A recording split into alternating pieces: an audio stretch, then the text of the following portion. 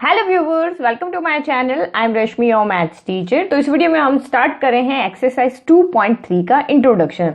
तो 2.3 एक्सरसाइज में आप रिमाइंडर थ्योरम के बारे में पढ़ोगे और उससे आप क्वेश्चंस को कैसे सॉल्व करना है तो वो दोनों हम यहाँ पे देखेंगे। तो सबसे पहले रिमाइंडर थ्योरम को पढ़ने से पहले रिमाइंडर का क्या मतलब होता है, जैसे कि आप किसी भी नंबर को लेट कि मैं जैसे यहाँ पे 3 को डिवाइड करती हूँ 2 से, तो ये 1 टाइम गया, ये 2 टाइम, और यहाँ पे 2 1 जा 2 और रिमाइंडर आपका 3 - 2 कितना बचा 1।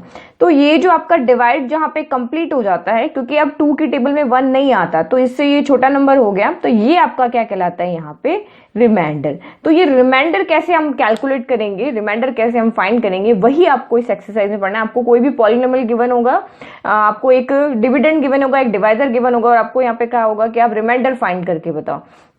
तो ये जो आपका 3 है वो आपका डिविडेंड है, 2 यहाँ पे आपका क्या है डिवाइजर है, और ये जो 1 है वो आपका यहाँ पे क्या है कोशेंट है।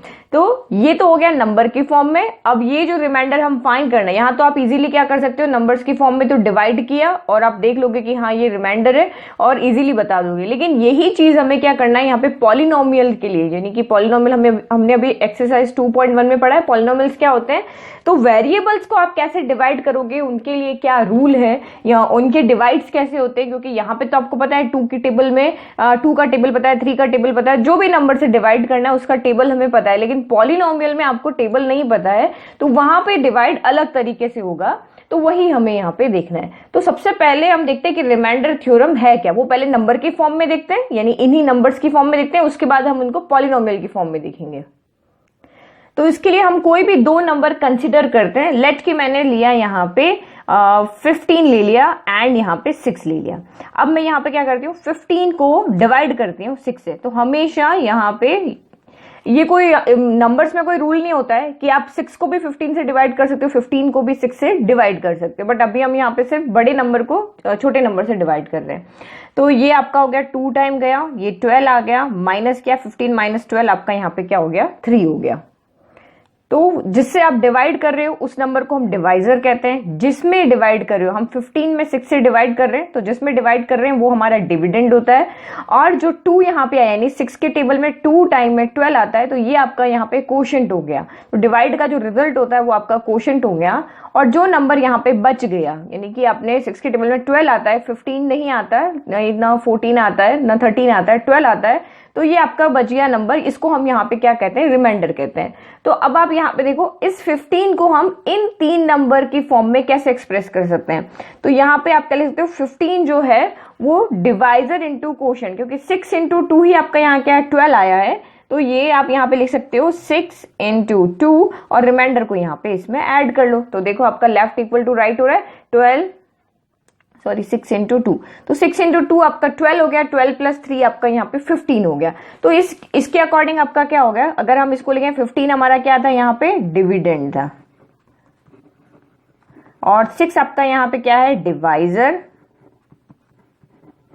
और 2 आपका यहाँ पे क्या है कोशेंट, और लास्ट में आपका रिमाइंडर। इसमें हमने क्या करना होता है, ऐड करना होता है।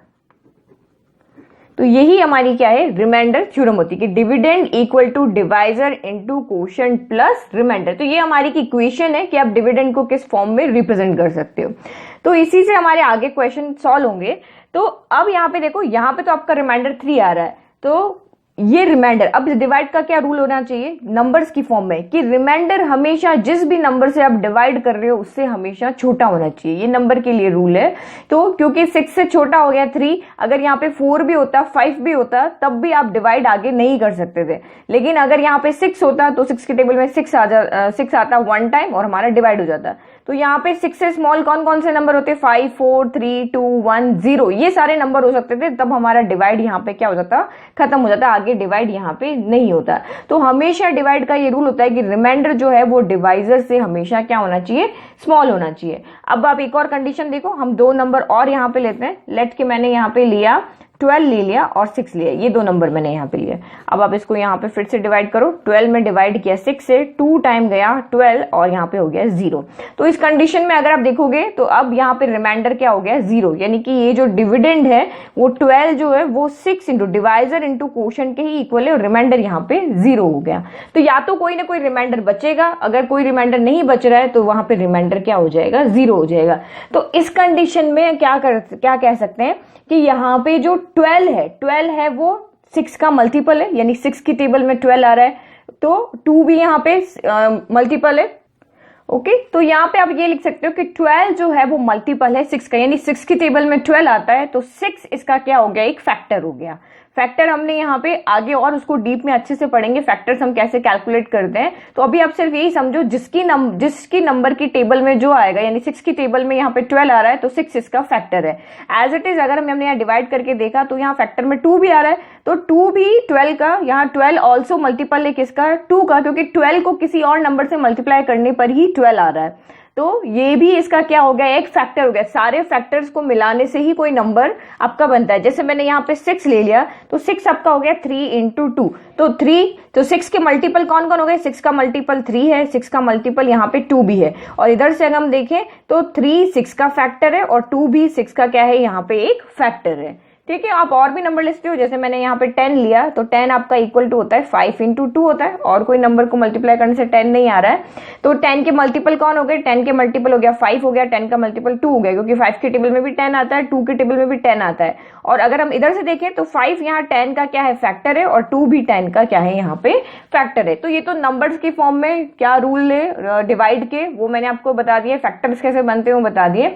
अब यही हम देखते हैं वेरिएबल की फॉर्म में, यानी हम पॉलिनोमियल्स को डिवाइड करते हैं और फिर देखते हैं कि वहां पे क्या रूल बनते हैं। तो जैसे हमने यहाँ पे नंबर्स को डिवाइड किया, मैं यहाँ पे एज इट इज कोई और नंबर लेती हूँ। तो किसी भी पॉलिनोमियल को मैंने आपको कहा था ना कि हम p ऑफ x की फॉर्म में लिखते हैं, यानी कि जो भी वेरिएबल की फॉर्म में आप ले रहे हो, ये आपका हो गया पॉलिनोमियल ऑफ x हो गया। ठीक है, तो अगर यहाँ पे डिविडेंड है उसको हम p ऑफ x लेंगे, दूसरे के लिए और कोई वेरिएबल हम यहाँ पे यूज करेंगे। तो लेट के मैं यहाँ पे कोई क्वेश्चन लेके आपको समझाती हूँ। तो divide px by gx, okay, तो where px equal to x plus 3x square minus 1 और gx equal to 1 plus x है। तो हमें यहाँ पे क्या करना है, इस पॉलिनोमियल को इस पॉलिनोमियल से डिवाइड करना है। तो हमारे पास अगर क्वेश्चन में एक ही पॉलिनोमियल होता है तो हम उसको सिर्फ पॉलिनोमियल ऑफ x लिख लेते हैं, बट हमारे पास यहाँ 2 पॉलिनोमियल है, एक पॉलिनोमियल हमारे पास ये है, दूसरा ये है, तो डिवाइजर को हमने यहाँ पे किसी और वेरिएबल, यानी कि मैंने यहाँ पे g ले लिया। आप कोई भी वेरिएबल ले सकते हो, जैसे यहाँ पे लिख लिया डिविडेंड आपने लिया यहाँ पे px, तो डिवाइजर यहाँ पे मैंने ले लिया gx। अब क्वोशंट जो आएगा, क्वोशंट से हमने q ले लिया और रिमाइंडर से यहाँ पे मैंने r ले लिया। तो यहाँ पे दोनों जगह d है, इसलिए मैंने यहाँ पे g ले लिया। तो अब आपको यहाँ पे इस नंबर को डिवाइड करना है इस पॉलिनोमियल से।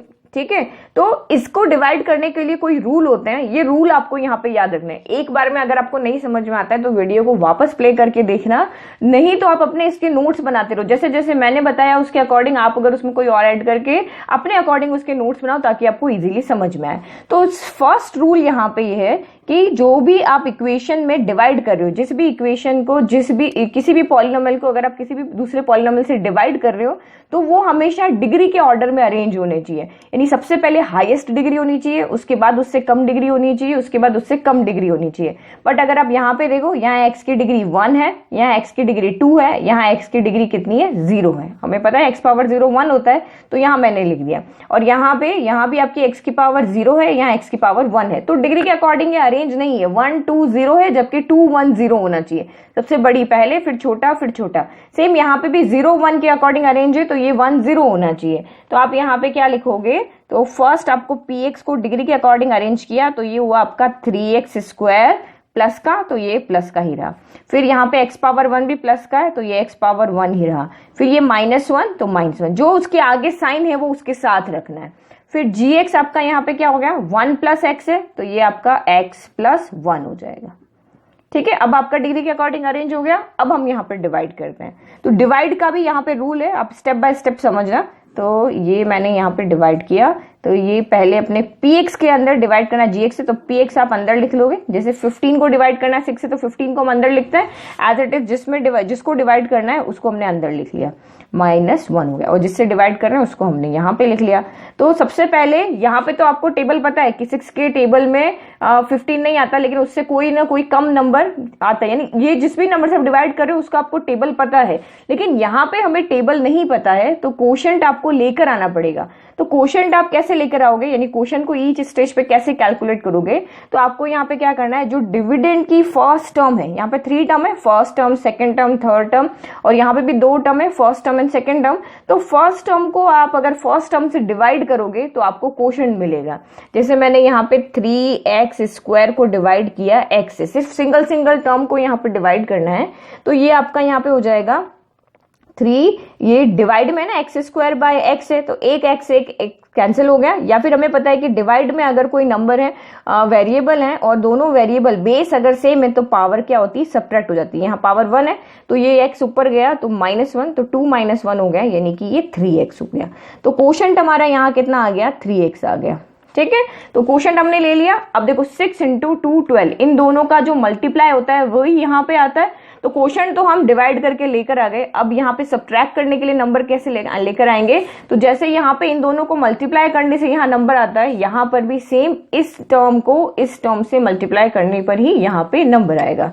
तो अब आपको क्या करना है, हमें सबसे पहले कोशेंट लेकर आ गए, फिर उस कोशेंट को हमें यहाँ पे डिवाइजर से मल्टीप्लाई करना है। तो 3 × x, तो ये हो गया 3 × x हो गया, फिर प्लस 3x × 1, 3x × 1 तो 3x ही हो जाएगा, तो x × x क्या हो गया, 3x² हो गया। बेस सेम है और मल्टीप्लाई हो तो पावर ऐड हो जाती है, तो 1 + 1 आपका यहाँ पे 2 हो गया, तो 3x² प्लस कितना आ गया, 3x आ गया।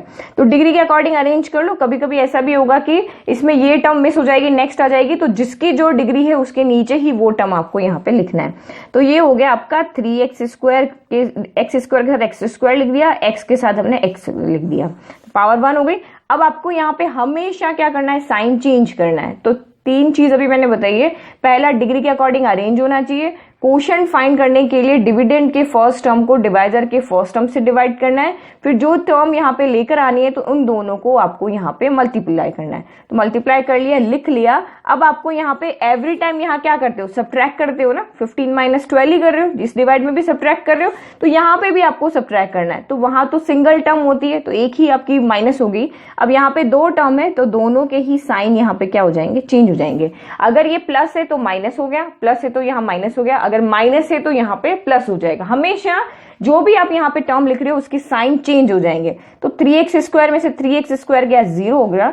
अब यहाँ पे देखो माइनस, अब इसका साइन आपको प्लस नहीं देखना है, इसका नया वाला जो साइन है वही देखना है। तो माइनस प्लस क्या होता है, माइनस होता है। तो 3x में से 1x चला गया, 3 - 1 कितना हो गया, 2x हो गया। और साइन नेगेटिव आएगा क्योंकि 3x बड़ा है, 3 बड़ा है ना, 3 बड़ा है तो उसका साइन आएगा। अब यहाँ पे जितने भी बची हुई टर्म है आप यहाँ पे लिख लो। ठीक है, तो हमारा एक बार यानी जो डिवाइड था, एक स्टेप हमारी यहाँ पे कंप्लीट हो गई। कोई बड़ा नंबर होता है तो डिवाइड 2-3 बार होता है ना, 2-3 टर्म में होता है। जैसे कि आप डिवाइड करो 72 को 2 से डिवाइड करो। जैसे आप यहाँ पे देखो, ये मैंने 72 को 2 से डिवाइड किया। पहले 2 की टेबल में 7 नहीं आता, 6 आता है 3 टाइम, तो 3 × 2 6 हो गया। 7 - 6 आपका 1 हो गया। फिर ये नंबर हमने यहाँ ले लिया। तो जैसे यहाँ पे 12 बचा है, अभी भी 2 के टेबल में 12 आता है, तो यहाँ पे भी आपका अभी ये लेट करो कि ये 12 ही है। तो यहाँ पे तो आपको पता चल जाएगा कि ये टेबल में आ रहा है तो हमें डिवाइड करना है। 2 से स्मॉल नंबर होते ही डिवाइड हमारा खत्म हो जाएगा। अब यहाँ पे भी सेम इसी तरह से रूल है बट डिग्री की फॉर्म में। तो पहले हम यहाँ पे क्या करते हैं, इस डिवाइड को कंप्लीट करते हैं। तो एक स्टेप हमारी यहाँ खत्म हो गई। अब आपको दूसरा क्वेश्चन चाहिए, तो दूसरा क्वेश्चन के लिए आप फिर से क्या करोगे, ये आपका नया डिविडेंड हो गया। तो नया डिविडेंड में आप फिर से फर्स्ट टर्म को फर्स्ट टर्म से डिवाइड करोगे। तो -2x डिवाइडेड बाय आपका यहाँ पे x हो गया। x से x खत्म हो गया, कैंसिल हो गया, सिर्फ -2 बचा। तो ये हमारा दूसरा क्वेश्चन क्या हो गया, -2 हो गया। +2 होता तो +2 होता, -2 तो -2। अब फिर से आपको क्या करना है, जो नया क्वेश्चन आपका यहाँ पे एक और आया उसको इससे मल्टीप्लाई करोगे तभी तो यहाँ सब्ट्रैक्ट करने के लिए टर्म आएगी।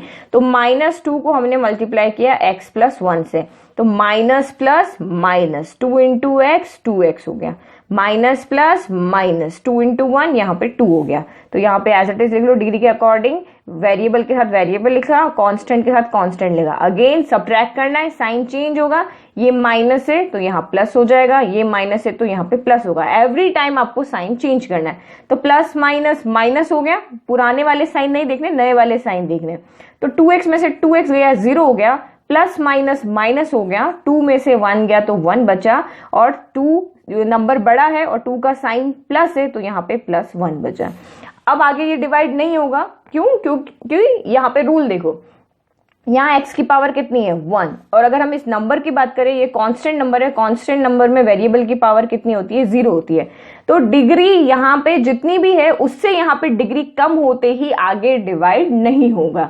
जैसे यहाँ पे इससे सारे नंबर स्मॉल होते ही डिवाइड आपका खत्म हो जाएगा, जैसे 5 4 3 2 1 रिमाइंडर आया तो डिवाइड नहीं होगा। एज इट इज यहाँ पे भी अगर रिमाइंडर की डिग्री डिवाइजर की डिग्री से कम है तो डिवाइड आगे नहीं होगा। तो इस डिवाइड में बहुत सारी चीजें आपको ध्यान रखनी है, तभी आपका ये डिवाइड बिल्कुल सही होगा।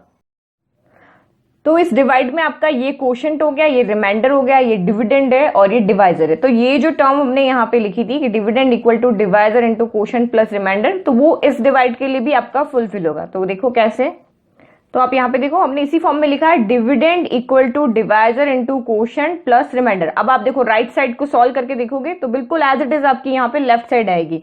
इन दोनों ब्रैकेट को आप मल्टीप्लाई करो, तो मल्टीप्लाई करेंगे तो आप यहाँ पे देखो x को पहले इस ब्रैकेट के साथ मल्टीप्लाई किया, फिर +1 को इस ब्रैकेट के साथ मल्टीप्लाई किया, तो x इंटू 3x स्क्वायर हो गया, plus minus minus x into 2x हो गया, फिर +1 को मल्टीप्लाई किया तो ये टर्म आपकी एज इट इज रहेगी, क्योंकि 1 को किसी से मल्टीप्लाई करो वही रहता है।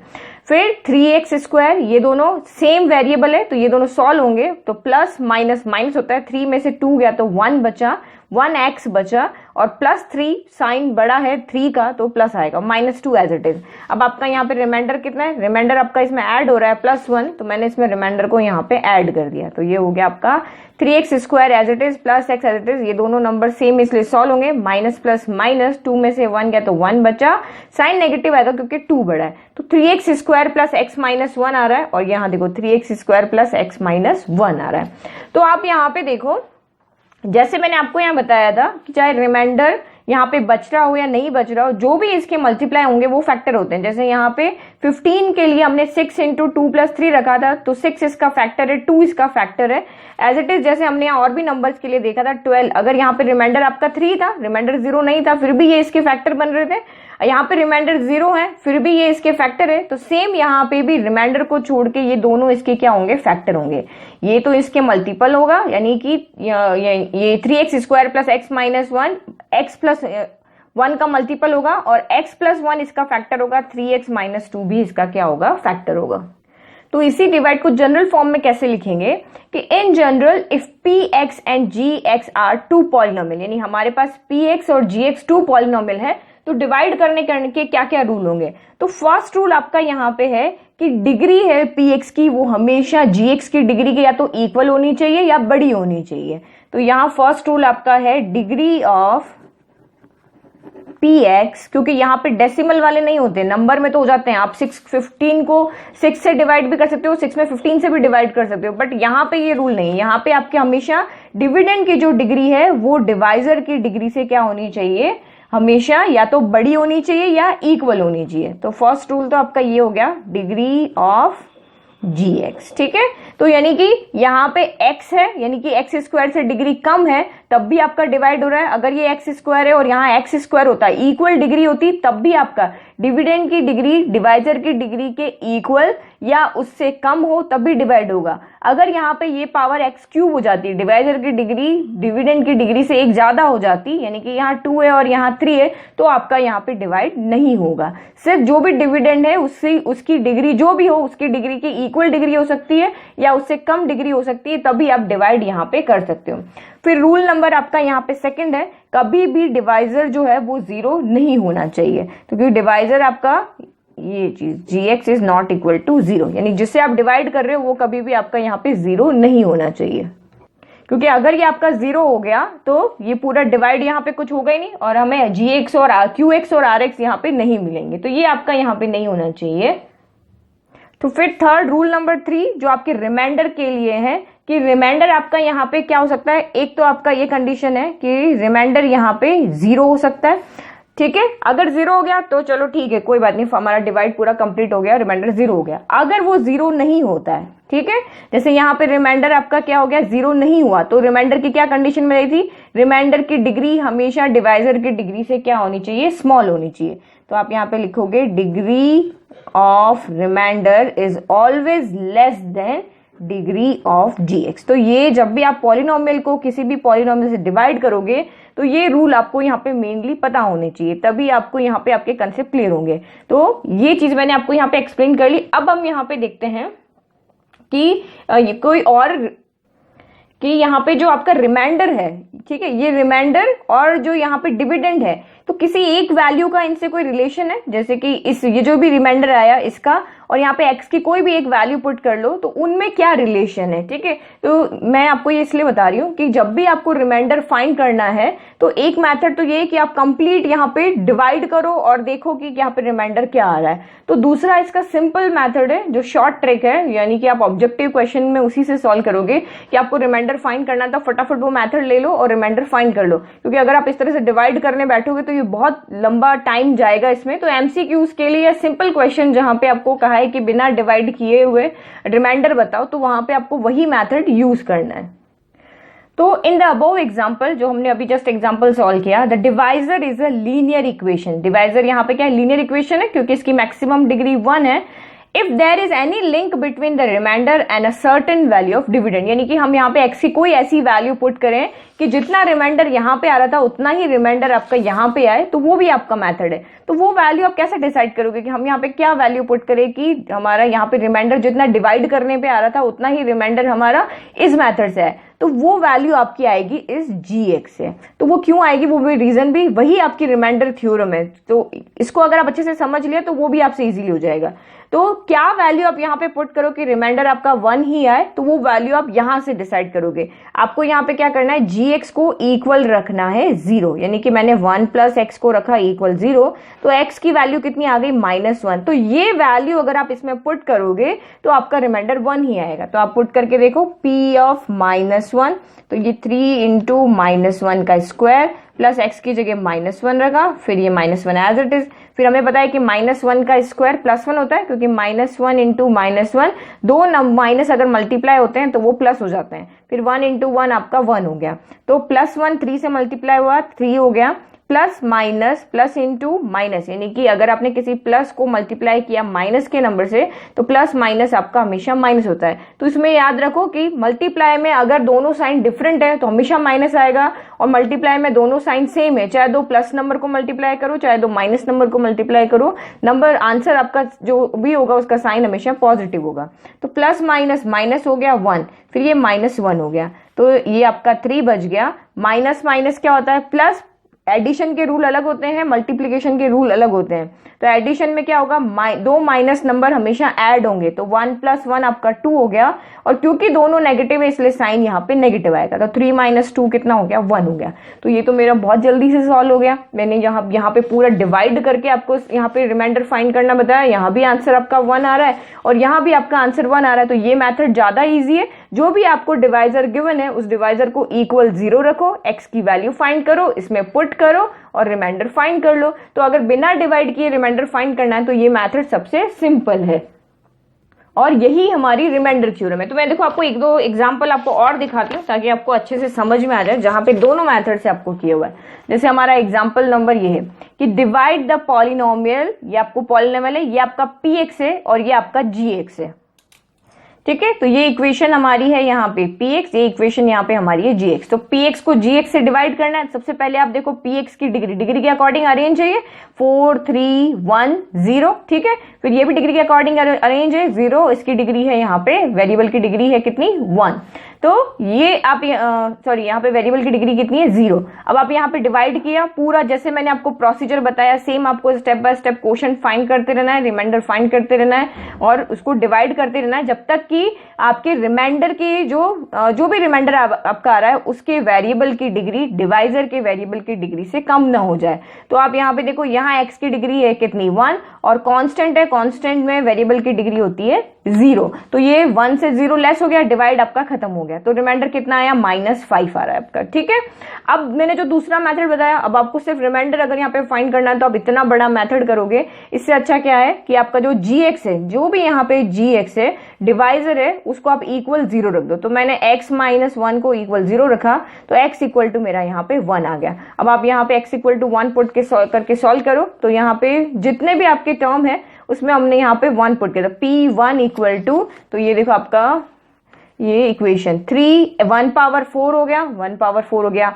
फिर -4 1 क्यूब हो गया, तो -4 1 आपका यहाँ पे क्यूब हो गया, फिर -3 इंटू 1 हो गया और -1, तो 1 का चाहे 4 टाइम करो चाहे 100 टाइम करो पावर 1 ही आएगा, तो 3 इंटू 1 3 हो गया, 4 इंटू 1 4 हो गया, 3 इंटू 1 3 हो गया। तो ये सारे नंबर आपके एज इट इज रह गए क्योंकि +1 था इसीलिए।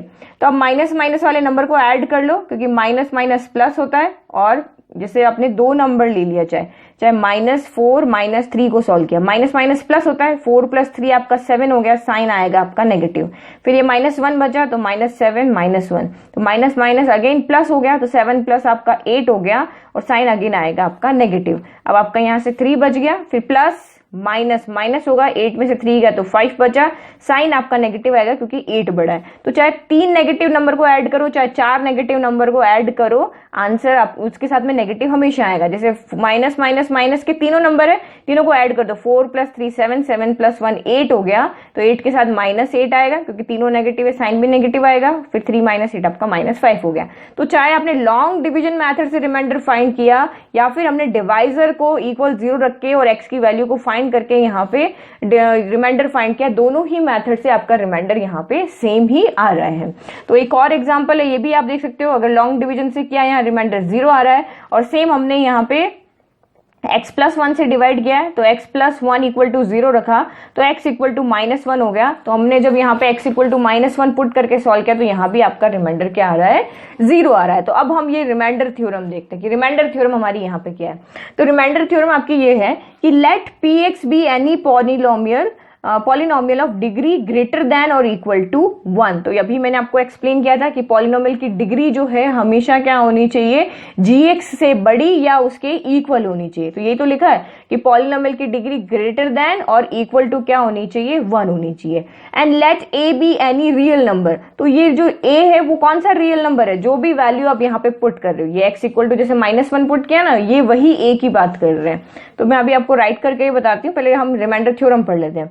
If px is divided by the linear polynomial, अगर हम px को किसी भी पॉलिनोमियल से डिवाइड कर रहे हैं, लेट कि वो पॉलिनोमियल अगर लीनियर है यानी इसमें x की डिग्री 1 है, तो रिमाइंडर आपका क्या होगा, pa होगा। तो इसको हम देखो समझते हैं यहाँ पे।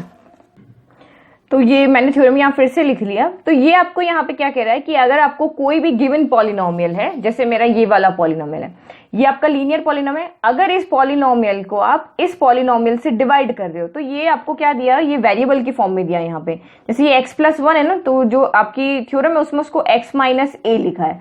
तो अगर x - a से आप डिवाइड कर रहे हो, तो रिमाइंडर आपका कैसे आएगा, ये जो भी वैल्यू यहाँ पे, तो मैंने आपको क्या कहा था, आप जो भी जिससे भी डिवाइड करो उसको इक्वल 0 रखो, तो x इक्वल टू आपका a आ गया। तो इस इक्वेशन में आप क्या पुट करोगे, x इक्वल टू a ही पुट करोगे, तो pa आपका यहाँ पे क्या होगा, रिमाइंडर होगा। तो ये तो हो गया वेरिएबल की फॉर्म में। अब आप इसी को इक्वेशन को देखो, अगर इस पॉलिनोमियल को मैं इस पॉलिनोमियल से डिवाइड कर रही हूँ और मैंने x + 1 इक्वल टू 0 रखा, मैंने x + 1 यहाँ पे क्या किया, इक्वल टू 0 रखा, तो x इक्वल टू कितना आ गया, -1 आया।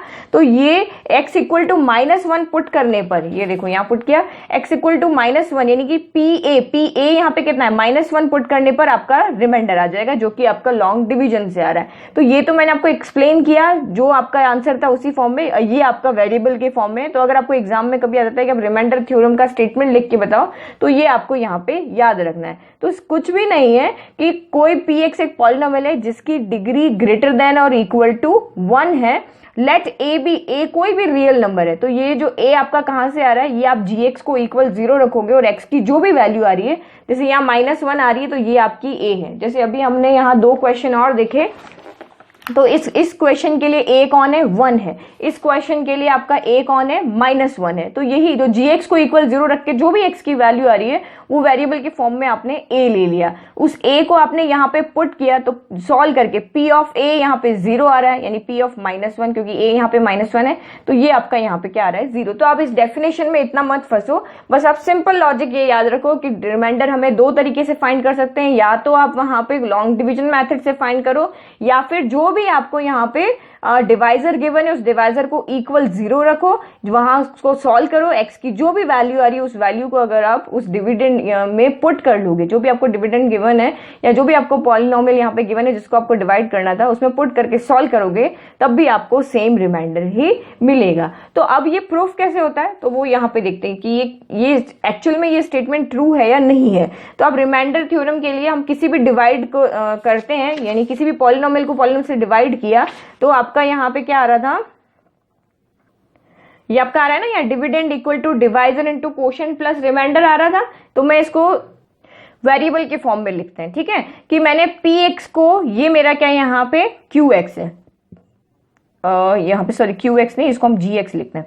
तो px को मैंने gx से डिवाइड किया, तो dividend equal to divisor into quotient plus remainder होता है। ये तो भी मैंने आपको यहाँ पे बताया, dividend equal to divisor into quotient plus remainder होता है।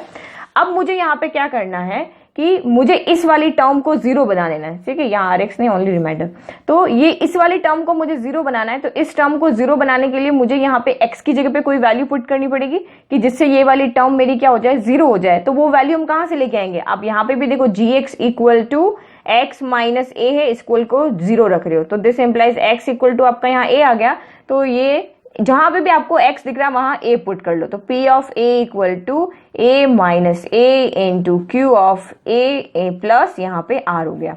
तो ये p of a equal to a में से a गया 0, a माइनस a 0 हो जाएगा, 0 into q of a plus r हो गया। तो 0 किसी भी नंबर से आप मल्टीप्लाई करो या वेरिएबल से भी करो वो 0 हो जाता है, तो 0 प्लस r हो गया, रिमाइंडर में 0 ऐड किया तो आपका आंसर क्या हो गया, 0, यानी कि रिमाइंडर आपका कितना आ रहा है, p ऑफ a आ रहा है। तो यही चीज है। अब जैसे आपका यहाँ पे देखो, यहाँ x इक्वल टू -1 आपका यहाँ पे a है, तो आप यहाँ पे x की जगह -1 पुट करो इसी इक्वेशन में, तो -1 प्लस 1 आपका यहाँ पे क्या हो जाएगा, 0 हो जाएगा। ये टर्म आपकी पूरी खत्म हो जाएगी और इस इक्वेशन यहाँ पे सिर्फ आपका क्या बचा, +1 बचा, क्योंकि मैंने यहाँ पे पुट किया -1 प्लस 1। इस ब्रैकेट को हम अभी सॉल्व नहीं कर रहे क्योंकि यहीं पे हमारा 0 हो गया, 0 इंटू 3x माइनस 2, क्योंकि ये तो हमारा क्या था यहाँ पे कोशेंट था, 0 इंटू कोशेंट आपका यहाँ पे हो गया 0। तो लेफ्ट में तो बचा आपका सिर्फ +1, अब राइट में बचा सिर्फ +1। अब लेफ्ट को देखते हैं, लेफ्ट को हमने यहाँ पे पूरा सॉल्व किया, वही वैल्यू पुट करके x इक्वल टू -1, तो यहाँ पे भी आपका क्या बचा, +1, तो ये हो गया +1, ठीक है। तो आई होप आपको ये रिमाइंडर थ्योरम का स्टेटमेंट आपको याद रखना है, लेकिन कौन से दो मेथड है यहाँ पे रिमाइंडर फाइंड करने के लिए वो आपको अच्छे से समझ में आए। अभी भी अगर कोई डाउट है तो प्लीज कमेंट बॉक्स में कमेंट करें। तो ये डिवाइड कैसे किया है इसकी आपको अच्छे से प्रैक्टिस करनी है। अगर आपको एक बार में नहीं समझ में आता है तो आप 2-3 बार इसको प्रैक्टिस करो, और जो भी स्टेप मैंने बताए थे यहाँ पे वो आपको यहाँ पे याद रखने। तो 3-4 क्वेश्चन प्रैक्टिस करोगे तो याद रखने की भी जरूरत नहीं पड़ेगी, वो आपको ईजिली आपके माइंड में सेट हो जाएंगे कि क्या क्या डिवाइड के रूल है। तो अभी भी कोई डाउट रह गया आपको तो प्लीज कमेंट बॉक्स में कमेंट करें। Thank you.